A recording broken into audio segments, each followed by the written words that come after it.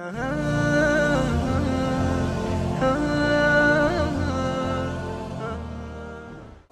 باتیں ساری پہلے ہو چکی ہیں، میں دہرا رہا ہوں کہ یہ بہت اہم مضمون ہے اور اس میں تباہی آئی ہوئی ہے، اور شریعت نے جتنے رشتے بتائے ہیں ان تمام رشتوں میں سب سے بڑا رشتہ خامند اور بیوی ہے۔ والدین کا بھی اتنا اہمیت قرآن نے نہیں بیان کی، بہن بھائیوں کی اتنی اہمیت بیان نہیں کی کہ والدین کے لیے چند آیات، بہن بھائیوں کے لیے چند آیات، باقی رشتوں کے لیے چند آیات، اور خامند بیوی کے لیے سینکڑوں آیات ہیں، سینکڑوں۔ قرآن بھرا پڑا ہے کہ یہ رشتہ بچ جائے، چونکہ باقی رشتے ٹوٹتے نہیں، یہ ٹوٹ جاتا ہے۔ میرا باپ سے رشتہ، میری اطاعت اور فرمان برداری ہو یا نافرمانی ہو، میں اپنے باپ کا بیٹا ہوں۔ میں اپنی ماں کو تنگ کرتا ہوں یا خوش رکھتا ہوں، میں اپنی ماں کا بیٹا ہوں، یہ رشتہ نہیں ٹوٹتا۔ میری بھائی سے لڑائی ہے یا صلح ہے، یہ رشتہ نہیں ٹوٹتا، لیکن خامند بیوی کا رشتہ ٹوٹ جاتا ہے، ایک بول پہ ٹوٹ جاتا ہے۔ تو ایک بات رہ گئی تھی کہ لباس آدمی اپنی پسند کا خریدتا ہے۔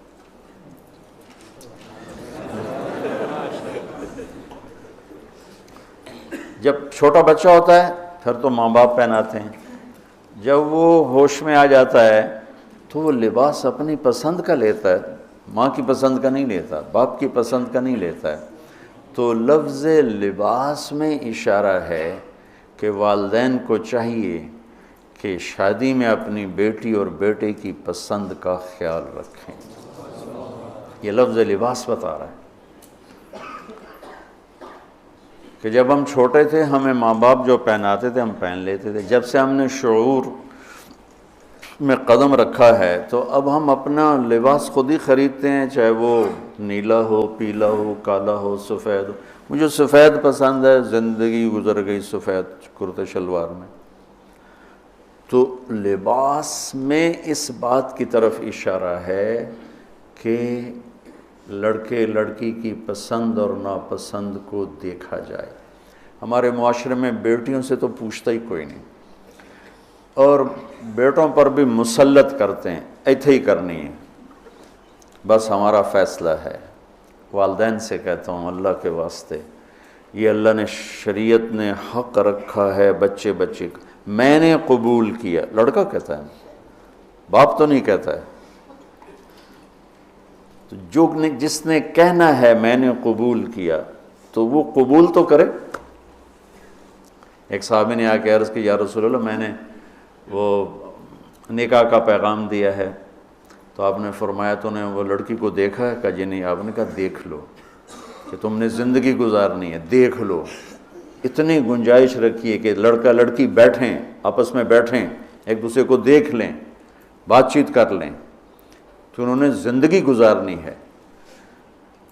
تو ہمارا ماحول ہے کہ یہ بھی ہندو سے آیا ہوا معاشرہ ہے کہ وہ ذات پات میں پھنسے ہوئے تھے، بس ہم نے راجپوتوں میں کرنا اور کہیں نہیں کرنا، ہم نے جاٹوں میں کرنا اور کہیں نہیں کرنا، ہم نے ارائیوں میں کرنا اور کہیں نہیں کرنا، ہم یہ ہیں، ہم اس کے علاوہ اور کہیں نہیں کرتے۔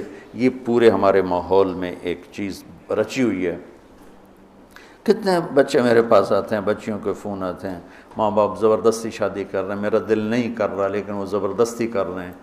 تو اگر زبردستی کریں تو پھر مان جاؤ، قربانی دے دو، پھر بغاوت نہ کرو، قربانی دے دو۔ چونکہ ایک اس کے ضد میں انتہا کی بات ہو رہی، وہ ہے کورٹ میرج، کہ بعض بچے بچیاں اتنے باغی ہو جاتے ہیں کہ وہ عدالت میں جا کے اپنا نکاح کر لیتے ہیں۔ میں اس کو ٹھیک نہیں سمجھتا کہ ماں باپ کی دعائیں ہمیشہ کے لیے ختم ہو جائیں گی۔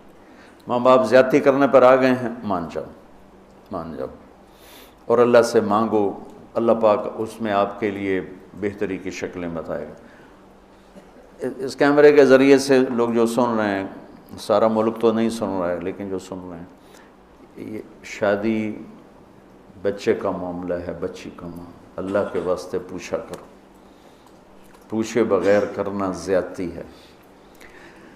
میرے نبی کی حدیث سناتا ہوں، ما تزوجت وما زوجت الا بوحی من السماء نزل به جبریل، میں نے شادی کی یا بیٹی کی شادی کی، پہلے آسمان سے وحی آئی، جبریل آئے، پیغام لائے، حکم لائے، پھر میں نے یہ کام کیا۔ ٹھیک۔ حضرت علی رضی اللہ تعالیٰ عنہ پیغام لے کر آئے ہیں۔ پہلے ابوبکر صدیق نے رشتہ مانگا، آپ خاموش یعنی انکار۔ عمر رضی اللہ تعالیٰ عنہ نے بات کی، خاموش یعنی انکار۔ عبد الرحمن بن عوف نے حضرت علی سے کہا تم جاؤ۔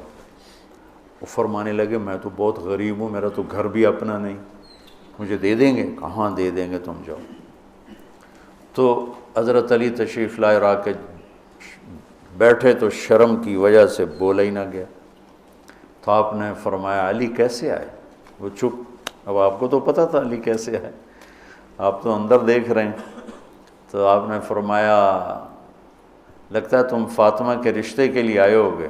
کہا جی ہاں۔ تو آپ نے کہا انشاءاللہ، اور یہ کہہ کر اٹھ گئے۔ تو حضرت علی باہر تشریف لے گئے، صحابہ کھڑے ہوئے تھے انتظار میں، کیا ہوا؟ تو فرمایا انکار ہو گیا۔ کہنے لگے کیسے؟ کہا کچھ بولے ہی نہیں۔ تو عبد الرحمن بن عوف کہنے لگے کچھ تو بولے ہوں گے؟ کہا بس انشاءاللہ کہا تھا۔ کہا تو پھر بس مبارک ہو گیا کام۔ تو حضرت علی نے پوچھا وہ کیسے؟ کہا اس لیے کہ نبی کا انشاءاللہ ہاں ہوتا ہے، لہذا تیرا کام ہو گیا۔ اچھا اب بچوں، میرے بچوں سنو، جبریل آ چکے ہیں کہ اللہ فرما رہے ہیں کہ یہ رشتہ یوں ہونا ہے، وہیں ہاں کر دیتے۔ اللہ کے امر کے بعد تو کوئی گنجائش ہی نہیں، وہیں ہاں کر دیتے۔ یہاں کیوں نہیں کی؟ گھر گئے، بیٹی فاطمہ علی کا رشتہ آیا ہے، ہاں کر دوں؟ سبحان اللہ، سبحان اللہ، کمال ہو گیا۔ فاطمہ کا رشتہ آیا ہے، علی کا رشتہ آیا ہے، ہاں کر دوں؟ آپ کا کیا خیال ہے؟ حضرت فاطمہ نے انکار کرنا تھا؟ جنت کی سردار، نبی کے جگر کا ٹکڑا، وہ انکار کرتے ہیں؟ یہ تو آج کی بچے ہماری بیچاری چپ کر کے بیٹھ جاتی ہے، اچھا جی میں تھوڑی مرضی۔ اور وہاں ہمیں تو پتہ نہیں کہ وہی کیا ہے، یہاں تو وہی آ چکی ہے کہ علی اور فاطمہ کی جوڑی آسمان پہ طے ہو چکی ہے۔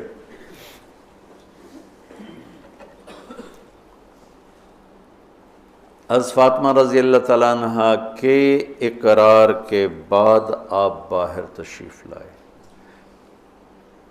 وہیں اقرار کیوں نہیں کیا؟ ہمیں سبق دینا تھا کہ آسمان سے وحی بھی آئی ہو تو بھی بیٹی سے پوچھو۔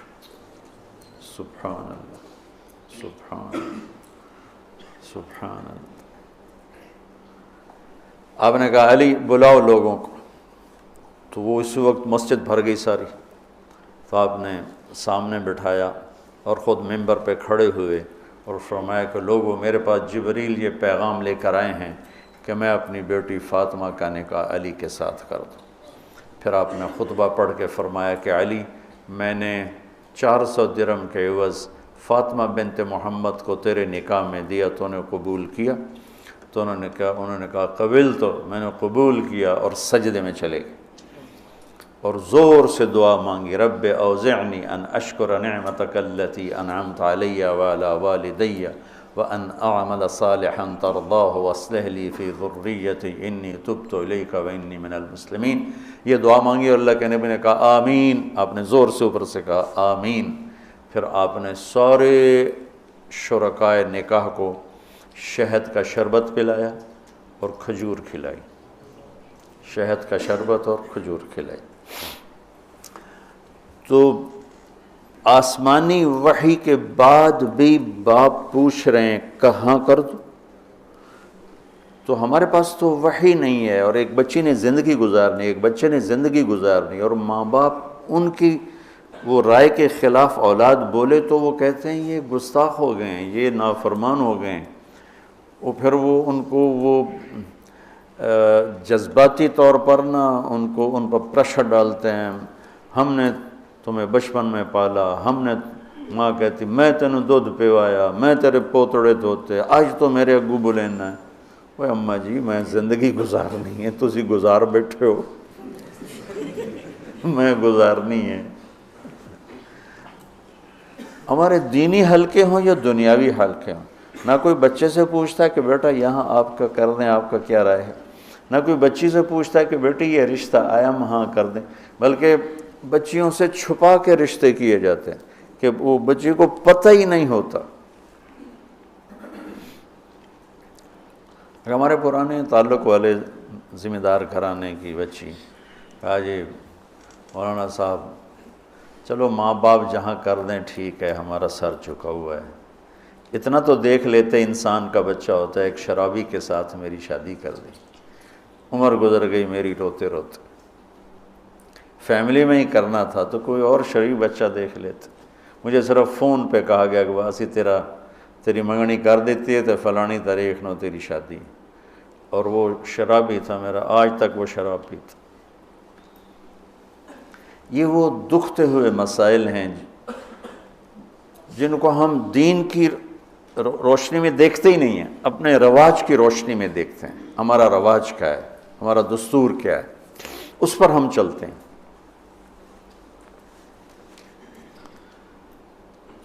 تو میرے نبی نے ہم عمر سے شادی کی، سودا، عمر سے بڑی سے شادی کی، خدیجہ، کم عمر سے شادی کی باقی ساری بیگمات، خاص طور پہ حضرت عائشہ، مطلقہ سے شادی کی زینب، بیوہ سے شادی کی خدیجہ، حفصہ، کنواری سے شادی کی عائشہ رضی اللہ تعالیٰ عنہ، مالدار سے شادی کی خدیجہ، غریب سے شادی کی جویریہ، باندھی ہو کر آئی ہیں، ہمسر سے برابری میں شادی کی ام سلمہ، ام حبیبہ، اپنے خاندان میں شادی کی عائشہ، ام حبیبہ، ام سلمہ، یہ حفصہ، یہ قریش ہیں۔ خاندان سے باہر قوم میں شادی کی، جویریہ، میمونہ، قوم سے بھی باہر یہود میں شادی کی، صفیہ رضی اللہ تعالیٰ عنہا۔ یہ کتنی نسبتیں ایک عورت کی بن سکتی ہیں، ان سب میں میرے نبی نے شادی کی۔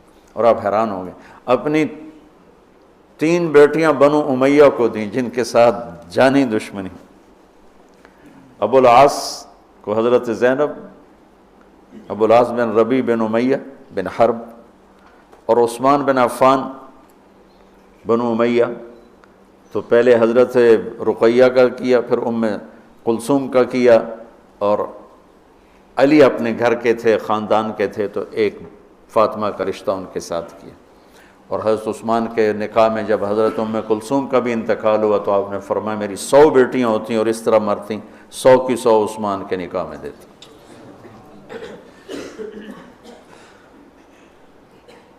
یہ معاشرت کے احکام کو اللہ روزے کے درمیان لے کر آئے، اوپر بھی روزہ ہے، نیچے بھی روزہ ہے، اور اس کے بیچ میں اللہ تبارک و تعالی ہمیں یہ دکھا رہا ہے کہ معاشرت عبادات کی طرح ہے، عبادت کی طرح ہے۔ معاشرت خوبصورت نہیں ہوگی تو ہمارا دین خوبصورت نہیں ہوگا۔ میں بیوی کو عزت نہیں دوں گا، دیکھو طنز کا بول ایسا جیسے کپڑے پھاڑ دینا، بے عزت کرنے کا بول ایسا جیسے کپڑے پھاڑ دینا۔ اور میں کتنا ہی پاگل ہو جاؤں غصے میں اپنا کرتا خود نہیں پھاڑتا ہوں، میں کسی کا کرتا تو پھاڑوں گا، اپنا نہیں پھاڑوں گا۔ تو میری بیوی میرا لباس ہے، مجھے غصہ چڑھا ہوا ہے، مجھے گلہ آیا ہوا ہے، تو میں لباس پہ ہاتھ نہیں ڈالوں گا۔ یہ میں کیا کہہ رہا ہوں کہ میں بیوی کی دل شکنی نہیں کروں گا، بیوی خامند کی دل شکنی نہیں کرے گی، برداشت کریں گے، تب جا کر یہ رشتہ خوبصورت ہوگا۔ دنیا میں کسی بھی رشتے کو باقی رکھنے کے لیے برداشت کے سوا کوئی قانون نہیں، اور اس رشتے کے لیے برداشت سب سے زیادہ ہے کہ برابری کا رشتہ ہے، کبھی خامند گرم کبھی بیوی گرم، پھر دونوں ہی گرم تو پھر آگ بھڑکے گی اور بڑھتی چلی جائے گی۔ ایک بچہ مجھے آ کے ملا ملتان سے، ٹاپ کیا اس نے پورے پنجاب میں FSC میں، تو کہا جی میں 2 دفعہ خودکشی کی کوشش کر چکا ہوں۔ میں نے کہا تم اتنے پڑھنے لکھنے والے بچے، تم کیوں خودکشی؟ کہا جی میرے ماں باپ دونوں آپس میں اتنا لڑتے ہیں کہ ان کی لڑائی سے بددل ہو کر میں نے 2 دفعہ خودکشی کی کوشش کی۔ تو میرے نبی نے 11 گھر آباد کر کے ہمیں زندگی سکھائی ہے کہ اس خوبصورت رشتے کو کیسے نبھانا ہے۔